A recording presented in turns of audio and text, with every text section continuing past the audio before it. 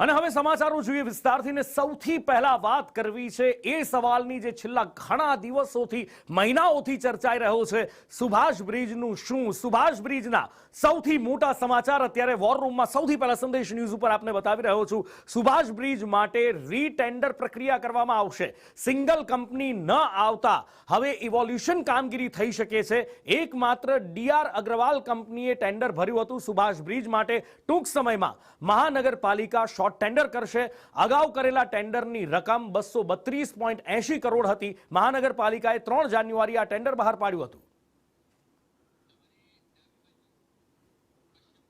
વધુ માહિતી સાથે સહયોગી સંવાદદાતા કશ્યપ મારી સાથે લાઈવ જોડાયા છે કશ્યપ સુભાષ બ્રિજ ક્યારે ચાલુ થશે એ સવાલનો જવાબ મળ્યો નથી અને કદાચ મહિનાઓ સુધી આ બ્રિજ હજી ચાલુ થવાનો પણ નથી પણ એ પહેલા ટેન્ડર પ્રક્રિયાને લઈને મોટી અસમંજસ અત્યારે છે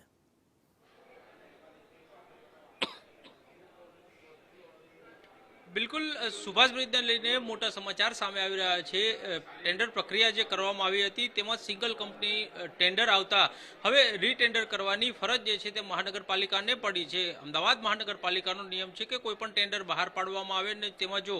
એક જ કંપની રસ દાખવે તો તે ટેન્ડર પ્રક્રિયા જે છે તે તેની ઇવોલ્યુશનની કામગીરી જે છે તે નથી થઈ શકતી જેથી જ હવે મહાનગરપાલિકા દ્વારા શોર્ટ ટેન્ડર જે છે તે બહાર પાડવામાં આવશે 7 દિવસની મુદત તેમાં આપવામાં આવશે અને ફરી એક વખત અલગ અલગ કંપનીઓ છે તેને આમંત્રણ આ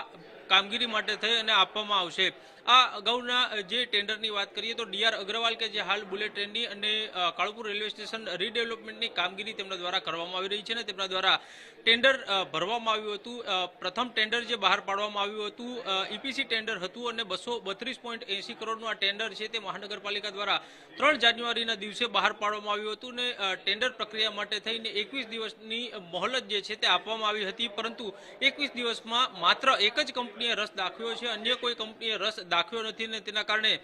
હવે આ સમગ્ર પ્રક્રિયા જે છે તે બીજી વાર કરવામાં આવશે ને તેમાં 7 દિવસની મોહલત જે છે તે આપવામાં આવશે ને એકથી વધારે કંપનીઓ જો તેમાં રસ દાખવે તો ઠીક છે નહીં તો ત્રીજી વખત ટેન્ડર પ્રક્રિયા કરવામાં આવશે અને ત્યારબાદ જો તેમાં પણ સિંગલ કંપની જ આવે તો પછી સિંગલ ટેન્ડર દ્વારા કામગીરી છે તે મહાનગરપાલિકા દ્વારા આગળ ચલાવવામાં આવશે સુભાષ બ્રિજ જે છે તે જર્જરિત થઈ ગયો અને તેમાં તિરાડો પડી ગઈ હોવાના કારણે ઉપરનું સુપર સ્ટ્રક્ચર બદલાવા સાથે જ બંને તરફનો 2 લેનનો રોડ બનાવવા માટે થઈને આ ટેન્ડર જે છે તે બહાર પાડવામાં આવ્યું હતું જી જી કશ્યપ માહિતી બદલ આપનો